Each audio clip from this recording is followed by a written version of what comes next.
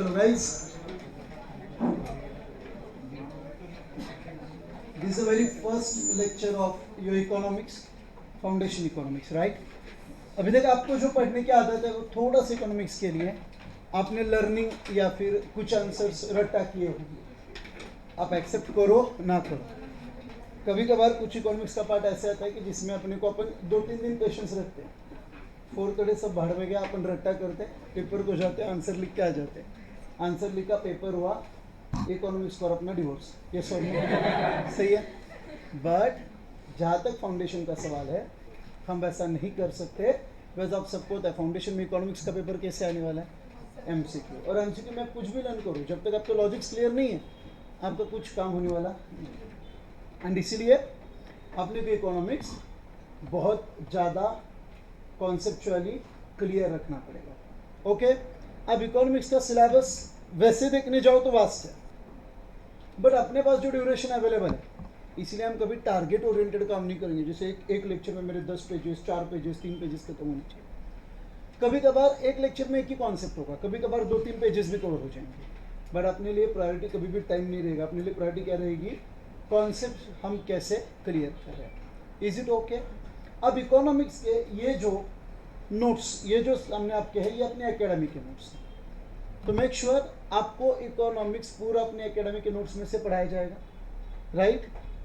सारी कॉन्सेप्ट उसमें डिटेल में कवर हो चुकी है। एक बार मेरा अपने नोट्स में से टॉपिक पढ़ा के हो गया कि आपको क्या करना है, इंस्टीट्यूट का जो मॉड्यूल रहेगा ना, उसको सिर्फ एक बार पढ़ना है, एक ही बार, बिकॉज नोट्स में सारा कवर होने वाला है। बट साथ में आप इकोनॉमिक्स का मॉड्यूल एक बार पढ़ेंगे। एंड देन जितने भी मॉड्यूल के क्वेश्चंस है वो मैं आपसे क्लास में डिस्कस करूंगा। किसके क्वेश्चंस? मॉड्यूल के। एंड अपने नोट्स के जो एमसीक्यू रहेंगे उसको आप घर पे सॉल्व करोगे। अपने नोट्स के जो एमसीक्यू रहेंगे उसको आप कहाँ पे सॉल्व करेंगे? घर पे सॉल्व करेंगे। सबको समझ में आ गया क्या? एक बार आपने उसको घर पे सॉल्व कर लिया, उसके आंसर्स जहाँ पे भी आपको डाउट है वो हम क्लास में डिस्कस करेंगे। सबको समझ में आ गया? जैसे मान लो कि मॉड्यूल के तो सारे क्वेश्चंस क्लास में डिस्कस होंगे, जितने भी एमसीक्यू। नोट्स के एमसीक्यू आपको क्या करने, घर पे प्रैक्टिस करने। नोट्स में आंसर्स भी दिए हुए हैं, तो answer A, B, A, C, A, D दिया हुआ है, वो भी आप देख लोगे। एंड उसमें जो भी आपको डाउट्स आएंगे वो भी हम क्लास में डिस्कस करेंगे, ताकि मॉड्यूल के एमसीक्यू खत्म, नोट्स के एमसीक्यू खत्म, सारा डिस्कशन खत्म, तो मैक्सिमम यहीं पे सारी चीज़ें खत्म हो जाएंगी। सबको क्लियर हुआ क्या? आपने क्लास के नोट्स किए, क्लास के नोट्स के एमसीक्यू किए, अपन ने मॉड्यूल किया, मॉड्यूल के एमसीक्यू किए। उसके अलावा आपको एक भी एक्स्ट्रा क्वेश्चन करने की ज़रूरत नहीं है, बिकॉज अपने नोट्स में अपन ने इकोनॉमिक्स के कुल मिला के 1100 एमसीक्यू इनकॉर्पोरेट किए। सबको समझ में आ रहा है क्या? वो 1100 और अपने मॉड्यूल में जो रहेंगे that will be tentatively around 400 MCQs रहेंगे। मॉड्यूल आया आप लोगों ने? मॉड्यूल है आपके पास? सो अभी एक सबसे इम्पॉर्टेंट आदत जो अपने को इकोनॉमिक्स के साथ डेवलप करनी है, कभी भी एक दिन में इकोनॉमिक्स का रिवीजन नहीं होता है। आप अगर थ्योरी पढ़ना चालू करोगे तो ज़्यादा से ज़्यादा इकोनॉमिक्स कितना कर सकते हो? 2 घंटा। 2 घंटे के ऊपर आपको सब्जेक्ट क्या हो जाएगा? मोनोटोनस हो जाएगा। एंड स्मार्ट वर्क किस में है कि जनरली बच्चों को आदत क्या है, आप एक बुक 4 बार पढ़ते हो, बट नेसेसरीली 4 बार एलिमेंट पढ़ने की ज़रूरत नहीं है। मैं आपको, आपका रिवीजन उतना होने ही वाला है। अरे बट पेपर से पहले दिन अगर आप पूरा इकोनॉमिक्स रिवाइज करने का डिसाइड करेंगे तो वो इतना हेक्टिक हो जाएगा। फिर 2 तरीके की पढ़ाई होती है, एक फुल रिवीजन एंड एक revision and a glance. Full revision आपको करना है हर एक मेन पेपर से पहले, मतलब क्लास के साथ जैसे टॉपिक आगे बढ़ेगा, आप मेरा क्लास में पढ़ा क्योंकि आपने पूरा टॉपिक अपने नोट्स में से पढ़ लिया, फिर किस में से पढ़ा? मॉड्यूल में से पढ़ा, फिर मॉड्यूल के क्वेश्चन अपन ने क्लास में सॉल्व किया, नोट्स के क्वेश्चन अपन ने घर पे सॉल्व किया, मतलब आपका टॉपिक नंबर 1 पढ़ के हो गया क्या? बट मान लो ये हो जाएगा अपना मेन, आप उसको रिवाइज कब करेंगे? जुलाई अगस्त में। ध्यान में रहेगा क्या कुछ?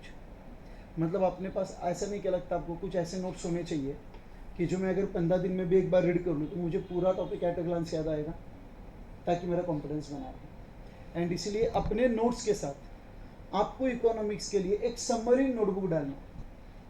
ये एक्सपेरिमेंट हमने लास्ट बैच में किया था और ये बहुत सक्सेसफुल था। इकोनॉमिक्स का इंपॉर्टेंस क्या है उसके ऊपर मैं आ रहा हूँ, ओके। बट पहले ये समझ लो कि अपने क्या क्या करना है। तो एक समरी नोट्स डालेंगे, टॉपिक नंबर 1 में लॉजिक बहुत कम है, टॉपिक नंबर 1 पूरा डिस्क्रिप्टिव है, इकोनॉमिक्स क्या है, कहाँ से आया, ग्रीक वर्ड क्या था, वगैरह वगैरह वगैरह। बट टॉपिक नंबर 2 में इतने लॉजिक्स है, टॉपिक नंबर 3 में इतने लॉजिक्स है, टॉपिक नंबर 4 में इतने लॉजिक्स है कि एमसीक्यू के लिए लगने वाले लॉजिक्स आप अपनी बुक में रेडीमेड लिख के रखेंगे। मतलब आपके पास अगर आधा घंटा है, आपने अपनी क्विक रिविजन नोट्स निकाली, एक बार पढ़ लिया, आपको पूरा टॉपिक रिवाइज हो गया क्या? क्यों समरी नोट इंपॉर्टेंट है, समझ में आ रहा है? अब समरी नोट्स मेरे पास है रेडीमेड, बट मैं बच्चों को देता नहीं। अब नहीं सर क्यों? बस अगर मैंने समरी नोट्स आपको रेडीमेड दी है तो आप क्या करोगे उसको वापस? You will try to learn, या फिर आप उसको रट्टा करने की कोशिश करोगे। बट समरी नोट्स आपने बनाए होंगे तो क्या होगा? आप लॉजिक याद करके उसको लिख रहे हो क्या? तो आपका इकोनॉमिक्स का काम समरी नोट्स के साथ ही 80% खत्म हो जाएगा। आ रहा है समझ में? अब इकोनॉमिक्स और business and commercial knowledge, economics 60 mark के लिए, बीसी के 40 मार्क के लिए। ये इंपॉर्टेंट क्यों है? बिकॉज हम मैथमेटिक्स की ये गारंटी नहीं लेते कि मैथमेटिक्स का पेपर इजी आएगा। एंड मैथमेटिक्स का पेपर अगर अनफॉर्चुनेटली डिफिकल्ट आ गया तो बहुत बार क्या हो जाता है, पेपर आपको आता सब है बट अटेम्प्ट नहीं हो पाता। बीसी के और इकोनॉमिक्स का इंपॉर्टेंस क्या है कि अगर इस सब्जेक्ट को आपने सच में कर लिया ना तो ये सब्जेक्ट आपको 80-90 तक मार्क दे सकता है। हमारे स्टूडेंट लास्ट एग्जाम में 96 ला चुके हैं। ऐसा तो नहीं कि अपन ने ये क्या इसके पहले कभी आया नहीं, 96 आ चुके हैं। फिर आपको भी आ सकते कि नहीं आ सकते। अब अगर आपने बीसी के और इकोनॉमिक्स में 80-90 अचीव कर लिया तो आपको रहा हुआ एक पेपर डिफिकल्ट भी गया तो भी उसका इम्पैक्ट आपके टोटल मार्क्स पे ज़्यादा आने वाला नहीं है, या फिर आपके पासिंग पे उसका इम्पैक्ट नहीं आएगा, राइट? एंड इसलिए इकोनॉमिक्स एक दिन बैठ के सब पढ़ा ऐसे नहीं करेंगे, रोज थोड़ा थोड़ा सिस्टमेटिक आगे बढ़ाएंगे, राइट? क्लास के साथ ही मैक्सिमम स्टडी आपका खत्म हो जाएगा। सिर्फ आपको ऑनेस्टी कहाँ पे मेंटेन करनी है? जब आप अपने क्लास के नोट्स के एमसीक्यू सॉल्व करेंगे। वैसे एमसीक्यू का पार्ट कैसे पता है क्या? आपको उसको टाइम देना पड़ता है। आप बोलेंगे सर क्लास में सर एमसीक्यू सॉल्व होंगे क्या? मैं मॉड्यूल के करवा लूँगा, नोट्स के क्यों नहीं? इनिशियल जब मैं नोट्स के एमसीक्यूज क्लास में लेता था ना तो होता क्या था, मैंने एक एमसीक्यू पढ़ा, अब मेरे सामने वैराइड स्टूडेंट्स हैं, किसी का लॉजिक लगाने का स्पीड ज़्यादा है, किसी का कम है। जैसे मैंने एमसीक्यू पढ़ा, कुछ लोग फटाक से आंसर देते थे, सर आंसर सी है। रहे हुए लोगों का क्या हो गया? जो अभी तक लॉजिक लगा रहे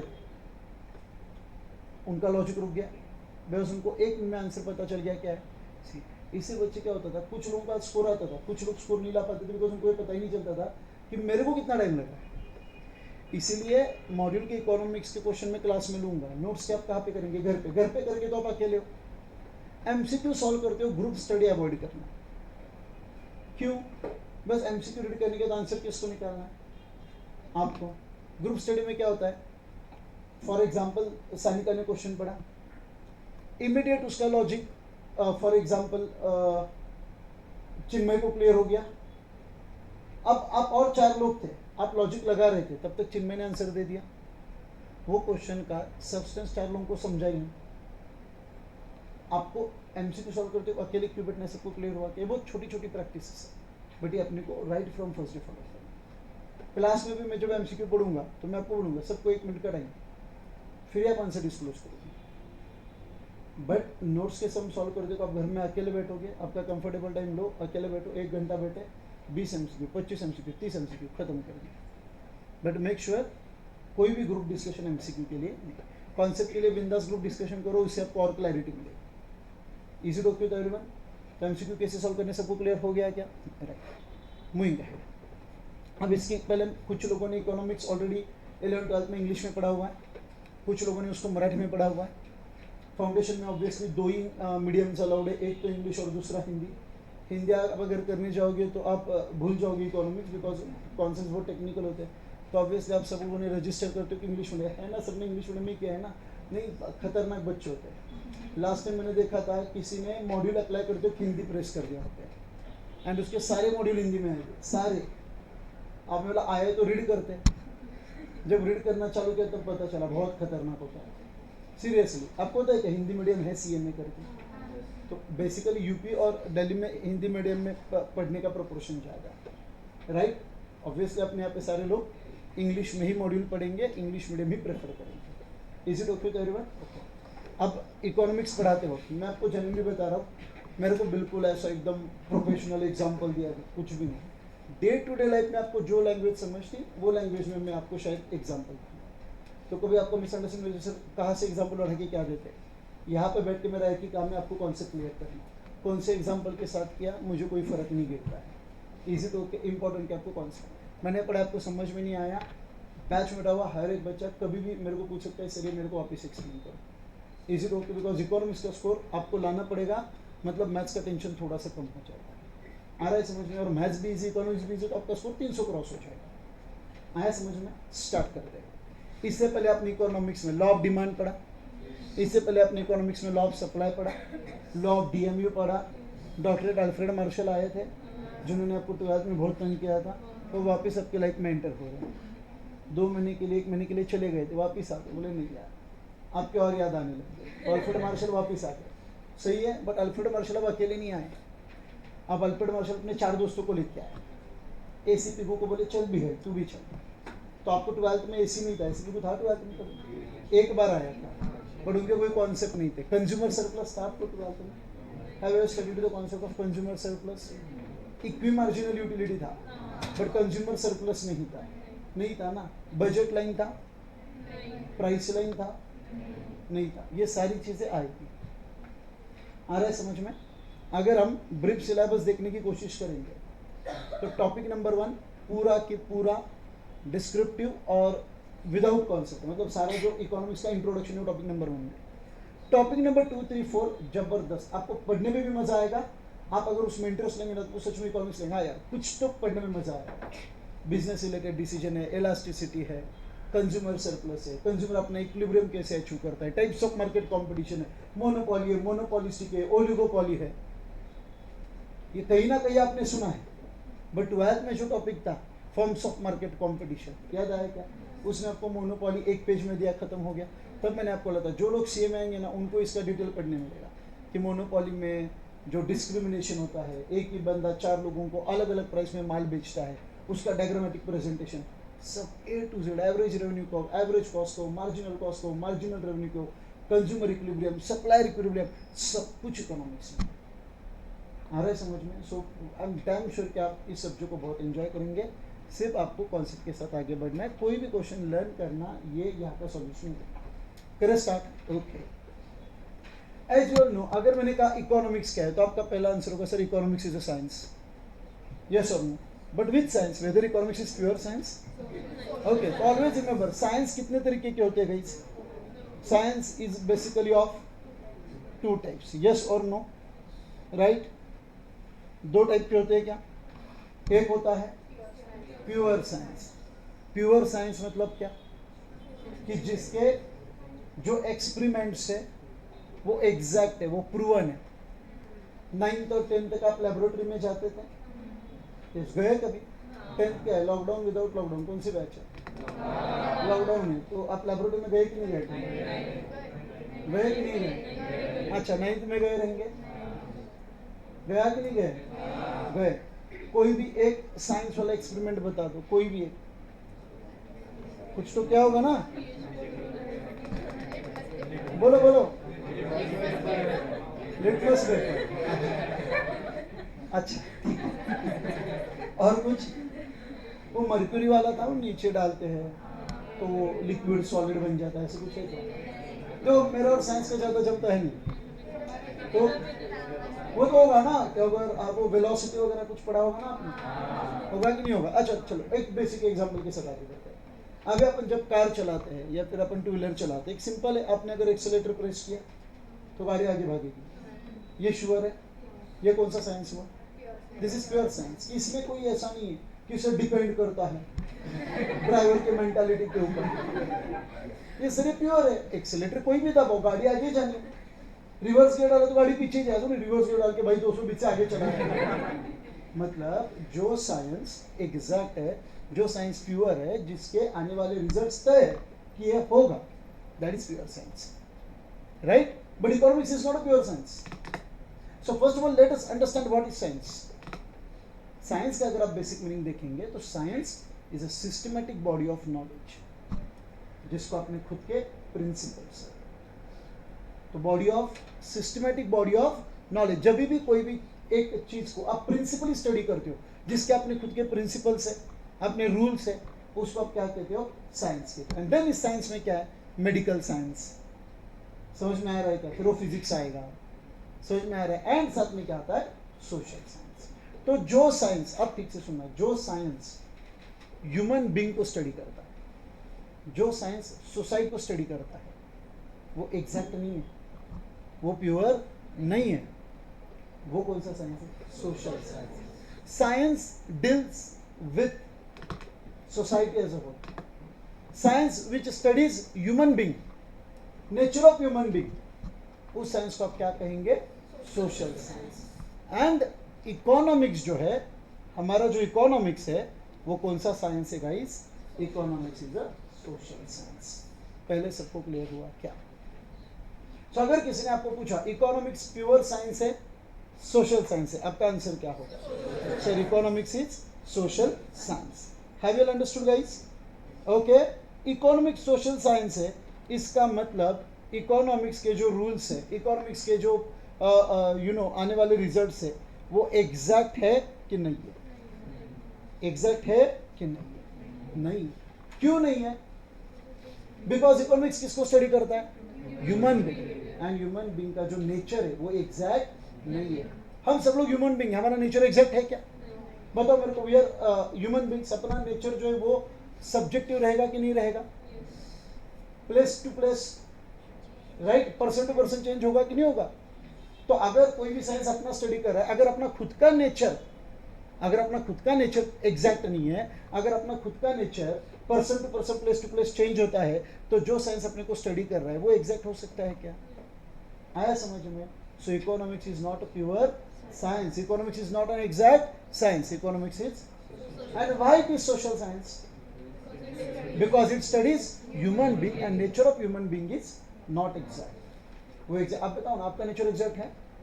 शादी में जाते हो अपना मूड अलग होता है, डांस करते हो शादी में जाके, यही किसी के यहाँ पे कोई गुजर गया, आप वहां पे गए, आपका नेचर सेम रहेगा? बोले बजाओ। हॉस्पिटल में जाओ, सही है, एंड किसी पार्टी में जाओ, नेचर चेंज होता ही नहीं होता है। हॉस्पिटल में मान लो आपका कोई एडमिट भी नहीं है, बट हॉस्पिटल में जाने के बाद आपकी नेचर क्या होती है? आप शांत रहते हो। वही आप किसी पार्टी में गए तो ऑटोमेटिक आप लाउड हो जाते हो। ये अपना नेचर है बच्चों। बीइंग ह्यूमन बीइंग अपना नेचर है कि जो एग्जैक्ट नहीं है। आ रहा है समझ में? एंड ऐसे नेचर को जो साइंस स्टडी करता है उसको हम क्या कहते हैं? Social science. And therefore social science is not exact. Hope you understood? Let us try to understand the brief part and the introductory part of economics. What is economics about? The word economics is derived from the Greek word oikonomia. कहाँ से आया word? तो economics जो derive हुआ है वो कौन से वर्ड से डिराइव हुआ है गाइस? ओकिनोमी। सबको समझ में आ गया क्या? अब आपके समरी नोट्स में ये पहला आना चाहिए, बिकॉज एमसीक्यू में क्या पूछेंगे इसकी कोई गारंटी नहीं है। मतलब इस टॉपिक के ऊपर भी 6 से 10 एमसीक्यू आने वाले हैं। आ रहा है समझ में? तो अगर आपको क्वेश्चन आए इकोनॉमिक्स ये कौन से वर्ड से डिराइव हुआ है, तो आपका आंसर क्या होगा? Sir it has been derived from Greek word जिसका नाम क्या था? Oikonomia, which means household management. Oikonomia का मीनिंग क्या है? Household management. Till 19th century economics was known as a political economy. 19th century तक economics को क्या कहा जाता था? Political economy. In 1776 Adam Smith published his book entitled and inquiry into the nature and the causes of the wealth of the nation, which is considered as the first modern work of economics. इसका मतलब क्या? Economics में भी दो approaches है, traditional and modern. Modern approach कब से आया इकोनॉमिक्स का? तो जब एडम स्मिथ ने अपनी बुक लिखी। बुक का नाम क्या था? An inquiry into the nature and causes of the wealth of nation.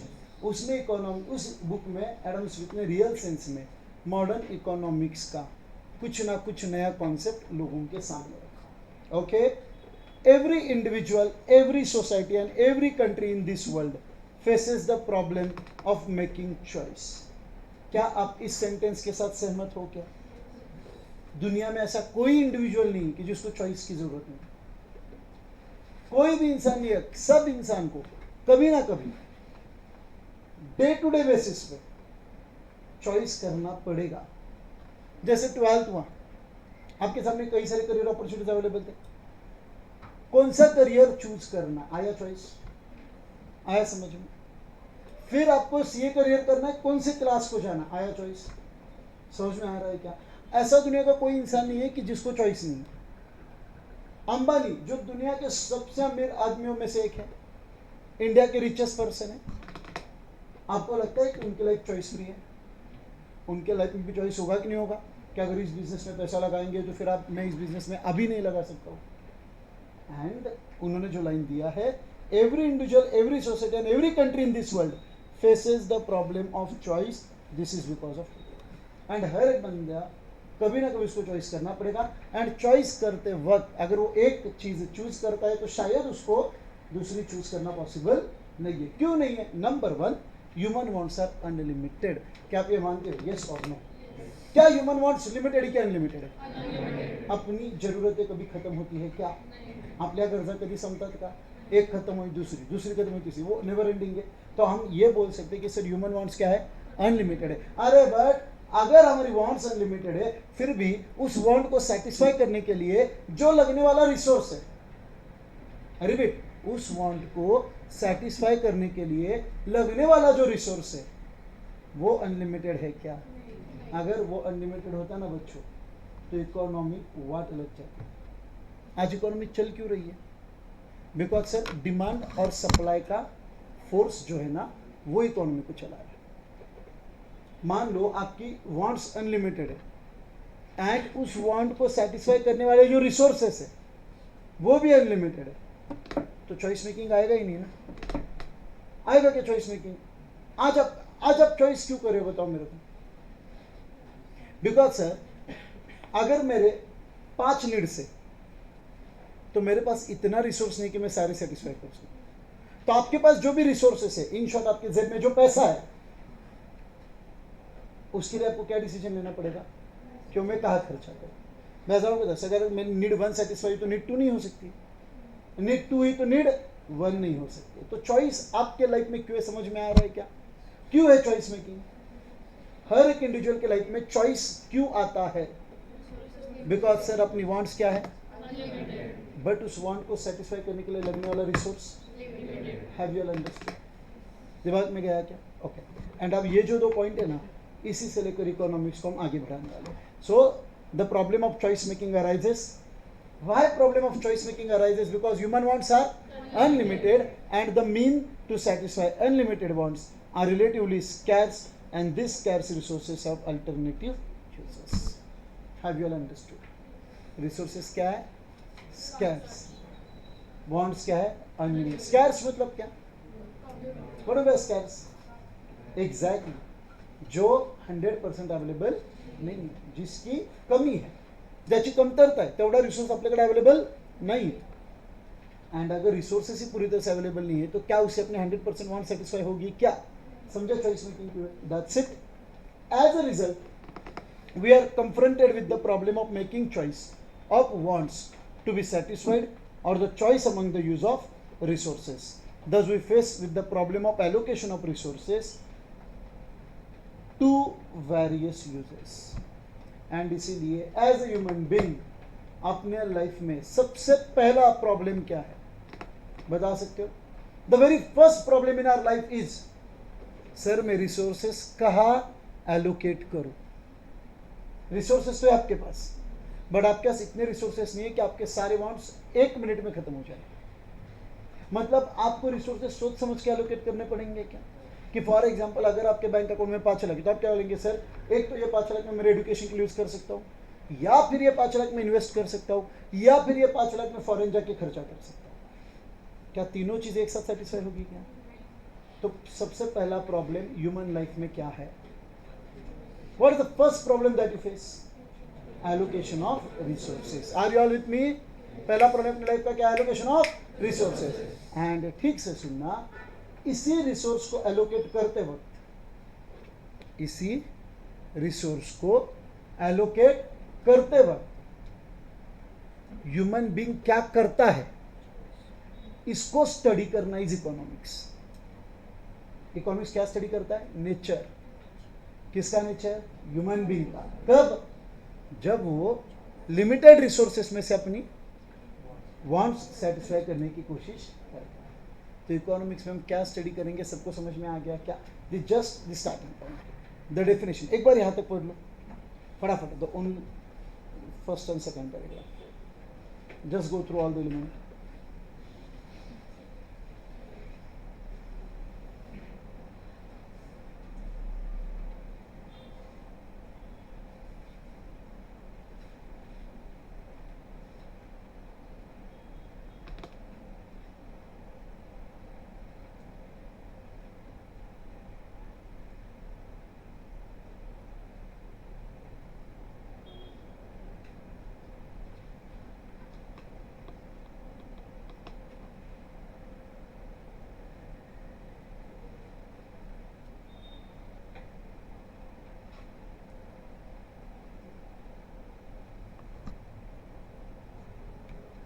Okay, and this being first topic है, बहुत डिस्क्रिप्टिव है। जिस दिन मेरे इकोनॉमिक्स के लॉज मतलब बिजनेस इकोनॉमिक्स का पार्ट चालू हो जाएगा ना, तब से आपको इकोनॉमिक्स एकदम इंटरेस्टिंग लगेगा। बट जब तक मैं मेरा टॉपिक नंबर 1 खत्म नहीं करता हूँ, आपको ये सारी चीज़ें पता होनी चाहिए, बिकॉज ये इंट्रोडक्टरी टॉपिक है, बेस है, एंड इसके ऊपर काफ़ी हद तक क्वेश्चन पूछे जाते हैं।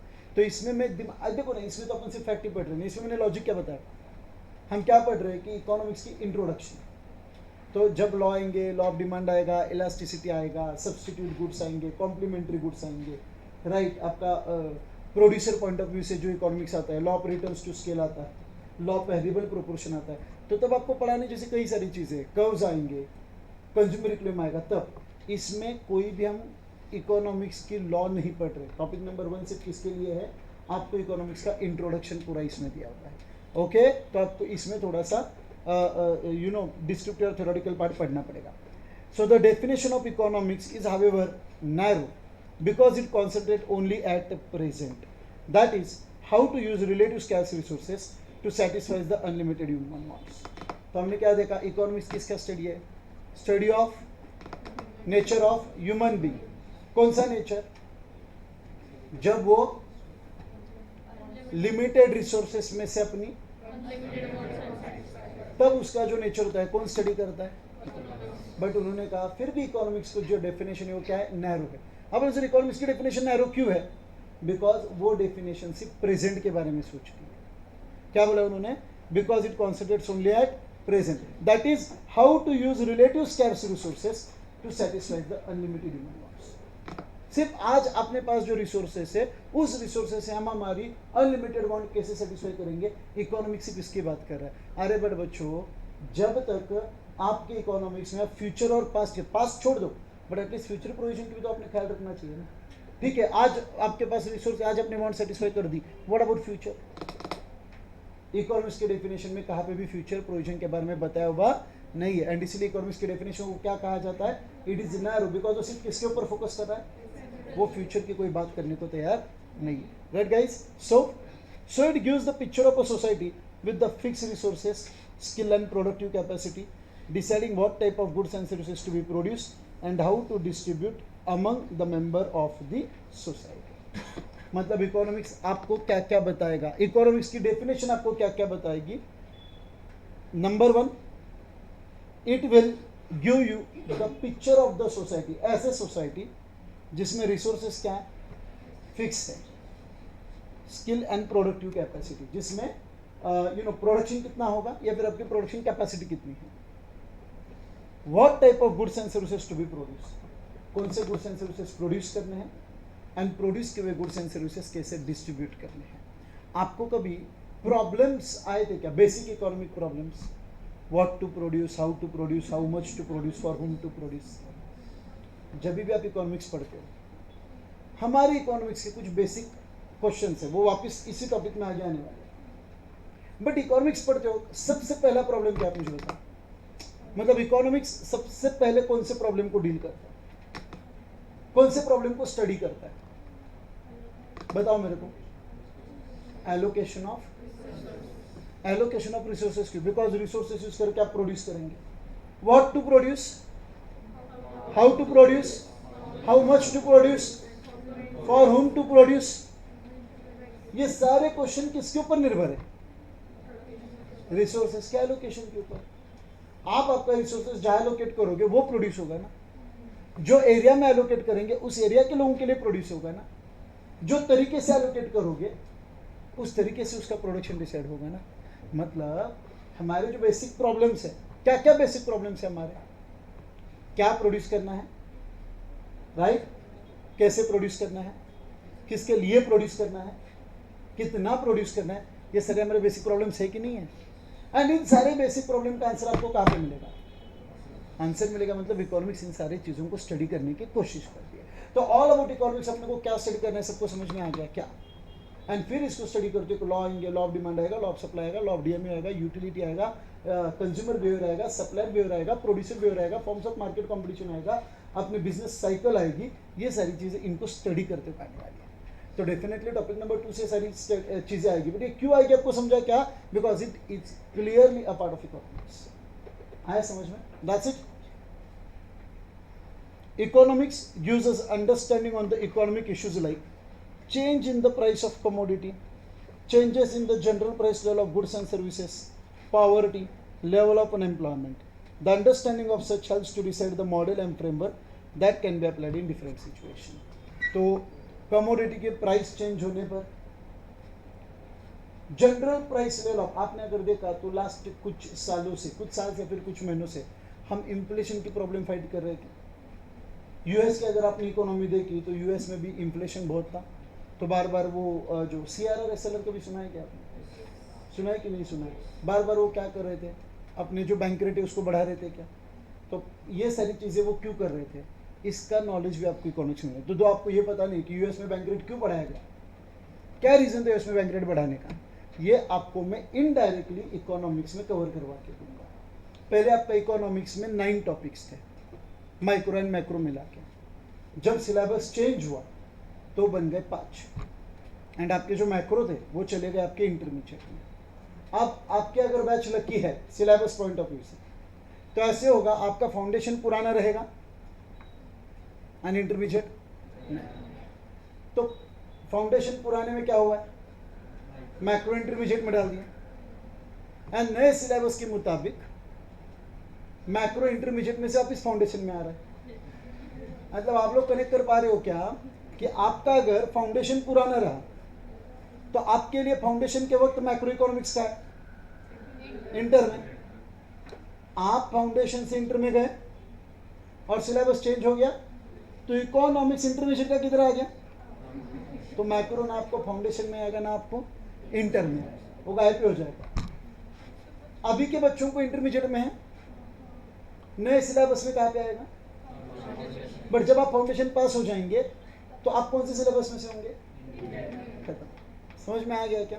तो इसलिए मैक्रो का जो एक एलिमेंट है वो आपको कब आएगा इसकी कोई गारंटी नहीं है, और शायद आएगा फिर नहीं आएगा इसकी भी गारंटी नहीं। Okay, let's hope for the best. आया तो समझ लो नॉलेज बढ़ेगी, नहीं आया तो अपना नसीब अच्छा है, मतलब पॉजिटिवली लेंगे हम उसको। मेरे हिसाब से कभी ना कभी आपको ये पार्ट आना चाहिए, बिकॉज मैक्रो इकोनॉमिक्स आपको बहुत इंपॉर्टेंट है इंडियन इकोनॉमी की स्टडी करने के लिए। अपने जो गवर्नर है, कौन है अभी अपने गवर्नर? कौन है? अरे भाई गवर्नर कौन है अपने? पता है नहीं पता आपको? अजय हल्लो सनी लियोनी, वो सबको पता है। मोदी जी पता है? पता है क्या?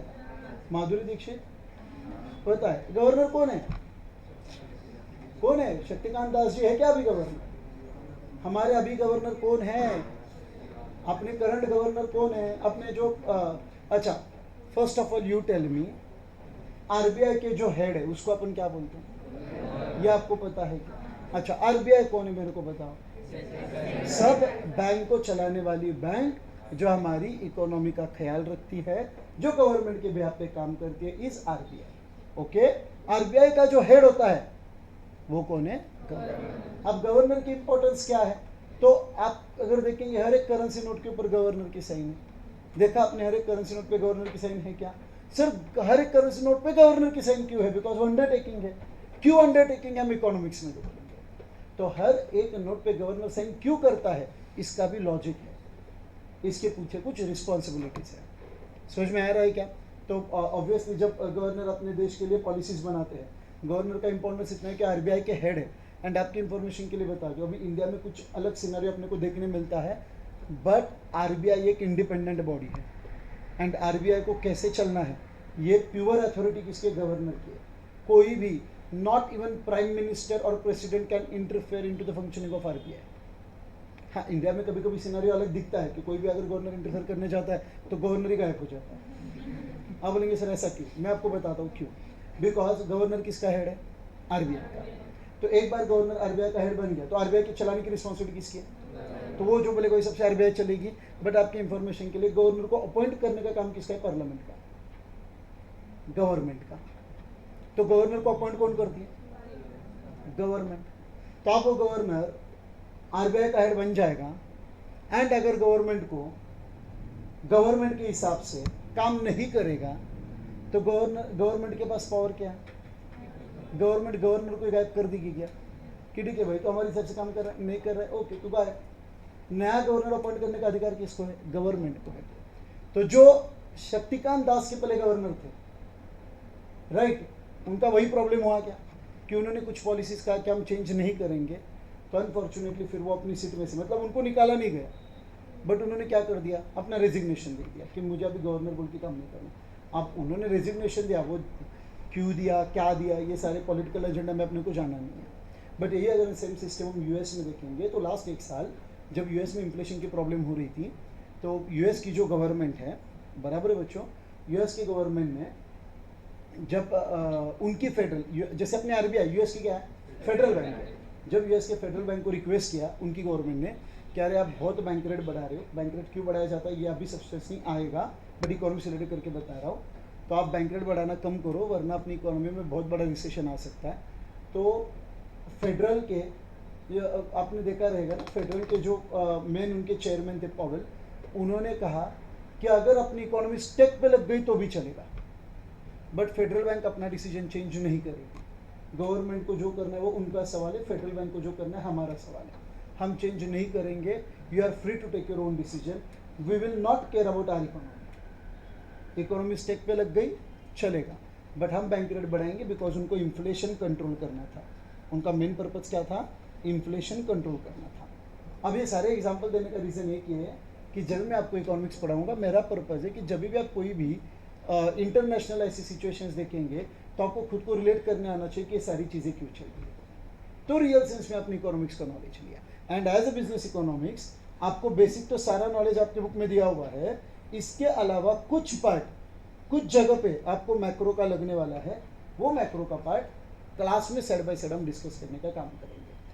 आज के लेक्चर का मेरा इंटेंशन इतना था कि जितना आपके दिमाग में इकोनॉमिक्स है कि आपने बस 60 मार्क के क्वेश्चन लिखे और आपके मार्क्स आ गए, इकोनॉमिक्स वो नहीं है। इकोनॉमिक्स एक बहुत बड़ा साइंस है एंड आपको अगर बिजनेस में आना है, आपको अगर शेयर मार्केट में जाना है, आपको अगर कभी अच्छे इन्वेस्टमेंट्स करने हैं, आपको आगे जाके इकोनॉमिक्स में पीएचडी करना है, तो ये सारी चीज़ें आपको इक्वली मालूम होना ज़रूरी है। कनेक्ट हुआ क्या? तो जैसे से हम आगे बढ़ेंगे हर रोज एक एक नहीं तो कॉन्सेप्ट जो मे भी आपके सिलेबस में नहीं होगी, बट जहाँ पे वो कॉन्सेप्ट का रेफरेंस आएगा हम उसको क्लास में एक्सप्लेन करने की कोशिश करेंगे। Is it okay? पहले टॉपिक में अपने को सिर्फ क्या देखना है, इकोनॉमिक्स के कितने पर्सपेक्टिव है। अभी क्या हो जाता है, 4 ऑथर्स थे, अल्फ्रेड मार्शल थे, एडम स्मिथ थे, बराबर है बच्चों, प्रोफेसर सैमुअलसन थे, प्रोफेसर लायनल रॉबिन्स थे। अब अगर किसी ने मुझे अकाउंट का डेफिनेशन पूछा तो मैंने कहा according to me account is this. अब अगर मैंने बोला अकाउंट ये है तो मेरे बाजू वाला कभी ये नहीं कहेगा, वो खुद क्या लगाएगा, बोलेंगे according to me account is this. फिर बाजू में और एक बंदा वो बोला नहीं इनका कुछ नहीं, अकाउंट ये है। इकोनॉमिक्स के साथ वही हुआ। जब एडम स्मिथ को पूछा गया आपको क्या लगता है इकोनॉमिक्स क्या है, तो बोले according to me economics is a science of wealth. मतलब इकोनॉमिक्स क्या है? साइंस ऑफ वेल्थ, संपत्ति। जब लायनल रॉबिन्स को पूछा तो बोले नहीं साइंस ऑफ वेल्थ वगैरह कुछ नहीं, इकोनॉमिक्स जो है ना वो स्कैर्सिटी ओरिएंटेड साइंस, राइट। फिर अल्फ्रेड मार्शल को पूछा तो बोले नहीं काय का स्कैर्सिटी, वो बोले वेलबींग है। समझ में आ रहा है? मतलब अगर आप इकोनॉमिक्स को 4 ऑथर को पूछेंगे तो चारों ऑथर का अप्रोच क्या है, अलग अलग है क्या। फिर अपने को कंफ्यूजन, सर हम कौन सा पढ़े। अगर एडम स्मिथ का पढ़ा तो रॉबिन्स बुरा मान जाएगा, रॉबिन्स का पढ़ा तो सैमुअलसन बुरा मान जाएगा। बोले एक काम करो चारों को ले लो, सबको सब अपने। एंड ये चारों का इकोनॉमिक्स का अप्रोच आपको टॉपिक नंबर 1 में दिया। तो इकोनॉमिक्स क्या है, इसका अगर आप मुझे आंसर पूछेंगे तो मेरा पहला क्वेश्चन ये रहेगा आप किसके हिसाब से पूछेंगे। एडम स्मिथ के हिसाब से पूछा तो आंसर अलग, लायनल रॉबिन्स के हिसाब से पूछा तो आंसर अलग, सैमुअलसन के हिसाब से पूछा तो आंसर अलग। समझा आपने को पहले टॉपिक में? अब आपको पहला टॉपिक रिलेट हुआ क्या? तो first topic, what is economics all about? Economics is all about the 4 different approaches given by 4 different economist, and वो चारों इकोनॉमिक्स के अप्रोच क्या है ये आपने को टॉपिक नंबर 1 में इसके आगे बढ़ाया। इज इट ओके तो एवरीवन? टॉपिक नंबर 1 में अपने को आगे से क्या पढ़ने, सबको क्लियर हुआ? 100% ओके, दैट्स इट। आज अपन यहीं पे रुकने वाले। ओके, बाय मंडे और ट्यूसडे आपको आपके इकोनॉमिक्स के नोट्स मिलेंगे। इकोनॉमिक्स और लॉ के पेयर क्वेश्चन मंडे ट्यूसडे को मिल जाएंगे। प्रॉपर मॉड्यूल बुक आपको मिलेगा। आप आपके मॉड्यूल ये कर दो, ऑर्डर कर दो, क्लास के नोट्स आपको मिल जाएंगे। मैथमेटिक्स के नोट्स अभी, मैथमेटिक्स के नोट्स और फ्लो चार्ट अभी वहाँ पे अवेलेबल है। मेक श्योर जो लोगों का 100% ही क्लियर है वो जाके वहाँ से नोट्स कलेक्ट कर लेंगे। जो लोगों का नहीं है, मेक श्योर सिर्फ 2 से 4 लोगों ने मेरे से स्पेशल परमिशन लिया हुआ है, उनके अलावा बाकी सब लोगों का फीस आज या फिर कल क्लियर करो और आप अपने नोट्स कलेक्ट करो। नोट्स कलेक्ट करते वक्त जो भी रिसीट है वो लेके जाना, उसके साथ मैम आपको नोट्स डिलीवर नहीं करेंगे। एक बार नोट्स आपको मिल गए उसके बाद में हमारी कोई रिस्पॉन्सिबिलिटी नहीं, प्रॉपर नोट्स संभालना। सबको क्लियर हो गया क्या? 100%, that's it, this is all about today's lecture. कल का भी अपना टाइमिंग सेम रहेगा। सैटरडे छुट्टी, मंडे टाइमिंग ऑलरेडी आपको ग्रुप पे कम्युनिकेट किया। Is it okay everyone? That's it guys, bye and take care. बाकी कल देखते हैं।